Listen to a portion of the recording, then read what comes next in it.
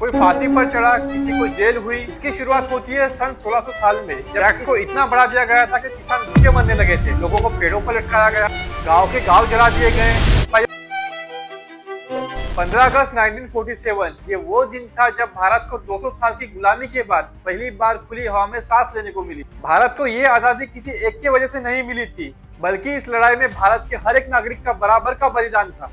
कोई फांसी पर चढ़ा, किसी को जेल हुई, कोई गोलियों के सामने खड़ा रहा और कई तो बिना अपना नाम लिखा इस मिट्टी में समा गए। आज हम इस वीडियो में जानेंगे भारत की आजादी की पूरी कहानी, शुरुआत से लेकर 1947 तक की हर एक कुर्बानी, हर एक आंदोलन। इसकी शुरुआत होती है सन 1600 साल में, जब ईस्ट इंडिया कंपनी भारत में आई। कंपनी ना ही तलवार लेकर आई थी, ना ही पैसा लेकर, वो आई थी ट्रेड के लिए। कपड़ा, मसाला, सोना। उस टाइम इंडिया दुनिया का सबसे अमीर देश था, लेकिन धीरे धीरे राजाओं के बीच झगड़े कराए गए, डिवाइड एंड रूल की पॉलिसी अपनाई गई। टैक्स को इतना बढ़ा दिया गया था कि किसान भूखे मरने लगे थे।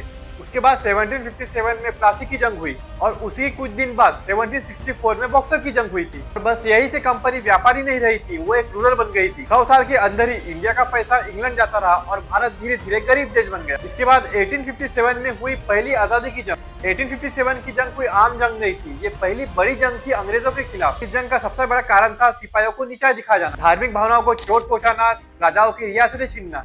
इस जंग में कई वीर शामिल थे, जैसे कि मंगल पांडे, जिन्हें की पहली गोली लगी। उसके बाद रानी लक्ष्मीबाई, बहादुर शाह जफर, कुंवर सिंह और फिर बेगम हजरत महल। इसके बाद अंग्रेजों ने बदला लिया, लोगों को पेड़ों पर लटकाया गया, गांव के गांव जला दिए गए, सिपाहियों को गोली भी मारी गई। इस जंग में कम से कम 1 लाख से ज्यादा इंडियन शहीद हुए। 1857 की लड़ाई तो फेल हो गई थी, लेकिन एक बात तो कंफर्म हो गई थी, क्या अंग्रेज भारत छोड़कर जा सकते हैं।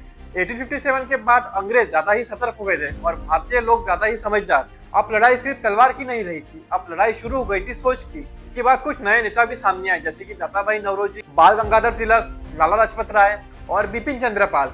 फिर उसके बाद 1885 में बना इंडियन नेशनल कांग्रेस। और बस यही से शुरू होता है गांधी युग। 1950 में महात्मा गांधी भारत वापस आए। उन्होंने कहा, लड़ाई सिर्फ बंदूक से नहीं, सच और अहिंसा से जीती जाएंगी। महात्मा गांधी के समय कुछ बड़े आंदोलन भी किए गए, जैसे कि चंपारण सत्याग्रह, नॉन कॉपरेशन मूवमेंट, दांडी मार्च, क्विट इंडिया मूवमेंट। इसके बाद आया 1919 में जालियनवाला बाग, कहीं निर्दोष भीड़ को गोलियां मारी गई। ऑफिशियली 379 की मौत हुई थी, लेकिन असलियत ये थी कि हजारों से ज्यादा लोग शहीद हुए थे। इसी के बाद भारत ने डिसाइड कर लिया था कि अब पीछे नहीं हटना। इसके बाद शुरू हुआ था क्रांतिकारी आंदोलन। सबको अहिंसा पसंद नहीं थी। कुछ युवा बोले, अगर अंग्रेज गोली से राज करते हैं तो जवाब भी गोली से मिलेगा। और यहीं पर हमारे कुछ क्रांतिकारी वीर शहीद होते हैं, जिसमें थे भगत सिंह, चंद्रशेखर आजाद, राजगुरु, सुखदेव, राम प्रसाद बिस्मिल और थे अशफाकुल्ला खान। सिर्फ 23 साल की उम्र में भगत सिंह ने फांसी को हंसकर गले लगा लिया। इसके बाद आते हैं नेताजी सुभाष चंद्र बोस। उन्होंने कहा, तुम हमें खून दो, मैं तुम्हें आजादी दूंगा। इस आंदोलन में 40,000 प्लस सोल्जर आए। अंडमान में तिरंगा भी लहराया गया और इससे ब्रिटिश का मोरल सपोर्ट टूट गया। इसके बाद आती है आजादी और पार्टीशन की बारी। 1947 में देश आजाद हुआ और इसी के साथ हुआ पार्टीशन। नतीजा